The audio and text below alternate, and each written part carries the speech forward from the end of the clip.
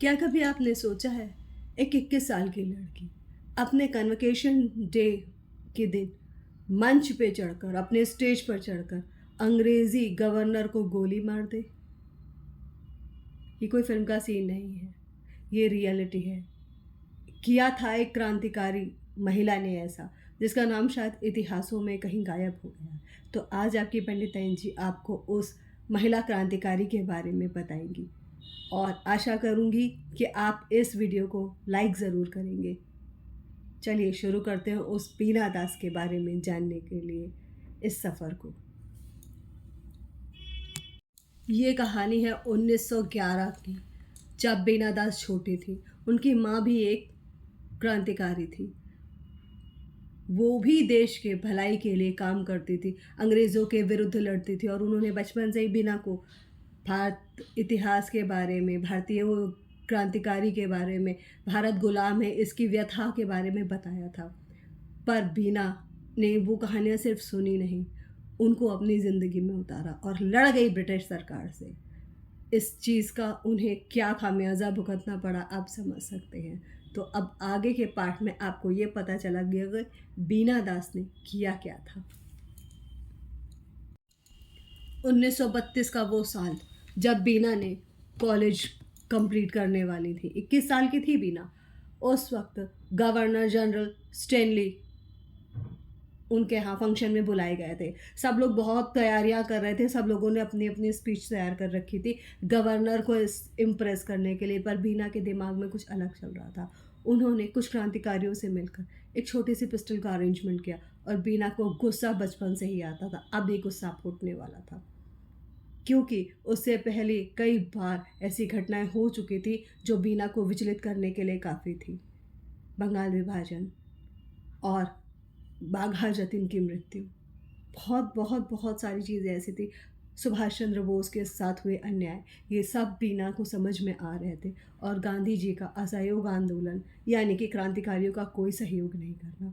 उन्होंने ठान रखा था कि वो अपनी देश माँ के लिए कुछ तो ऐसा करेंगी जिससे कम से कम एक अंग्रेज़ तो वो मारे, और उनका नाम कहीं भी ना आए, ऐसा उन्हें कोई उम्मीद नहीं थी कि उनका कहीं कोई नाम आएगा, और शायद भारतीय इतिहास में उनको कोई स्थान मिला भी नहीं है।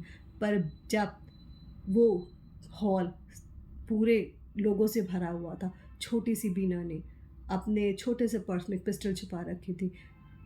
जैसे स्टैनली स्टेज पर चढ़े, अपना भाषण की शुरुआत करी, बीना ने अपने छोटे से पर्स में छोटा सा पिस्टल निकाला, एंड दम, अगले ही पल स्टैनली ज़मीन पर। अब आगे क्या हुआ, क्या हुआ बीना के साथ? क्या वो छूट गई, या अंग्रेज़ सरकार ने उसका भी वही अंजाम किया जैसे वो अन्य क्रांतिकारियों का करती थी? पर स्टैनली मरा नहीं, उसको तुरंत हॉस्पिटल भेज दिया गया। और बीना दास के साथ क्या हुआ? उन्हें हुई 9 साल की कैद, जहाँ पर उनके ऊपर अत्याचार इतने हुए कि आप सोच भी नहीं सकते। एक 21 साल की लड़की टूटी नहीं खड़ी रही, और उसने अपनी जो डिग्री ली थी सब लौटा दी। वो फ्री हो गई, उन्हें छोड़ दिया गया 9 साल बाद।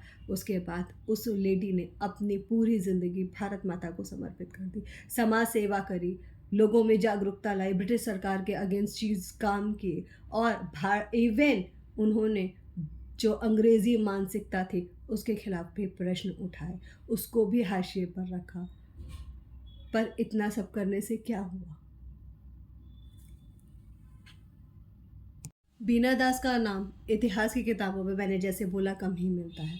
पर एक छोटे से कदम, एक छोटी सी गोली ने ब्रिटिश साम्राज्य के अहंकार के छक्के छुड़ा दिए थे। उन्हें समझ में नहीं आ रहा था इस बात को छुपाएं या बताएं कि एक छोटी सी लड़की ने उनके गवर्नर पे गोली चला दी।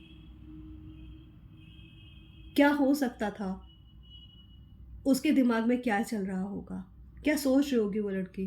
कुछ नहीं, सिर्फ वो और उसकी देश माँ, जो अंग्रेज़ों ने अत्याचार किए उसके दिमाग में घूम रहे होंगे, और कुछ भी नहीं।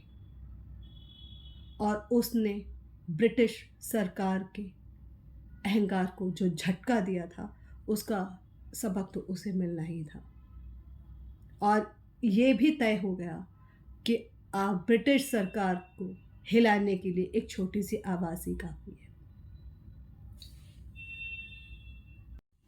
और मेरे प्यारे यजमानों, अगर आपको लगता है ऐसे अनसन हीरो के बारे में आपको जानना चाहिए, तो आप इस वीडियो को ज़रूर लाइक करिएगा, शेयर करिएगा और सब्सक्राइब करिएगा। कमेंट में ज़रूर लिखिएगा कि आप में से कितने लोग बीना दास के बारे में जानते हैं।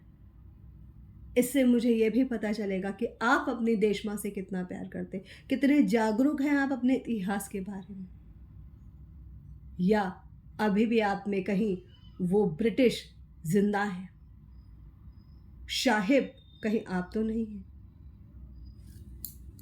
धन्यवाद। आने वाले 15 अगस्त को इन सब बातों पर विचार करिएगा कि आपकी अपनी पंडिताइन जी इस पूरे टाइम पर आपको ऐसे ही अनसन हीरोज़ के बारे में जानकारी देती रहेंगी। और अगर आप वीडियो को लाइक करेंगे तो मुझे ये जानकर खुशी होगी कि हम भारतीयों में अभी भी कुछ भारतित्व ज़िंदा है। हम पूरी तरीके से अंग्रेज़ों के मानसिक तौर पे गुलाम नहीं हैं।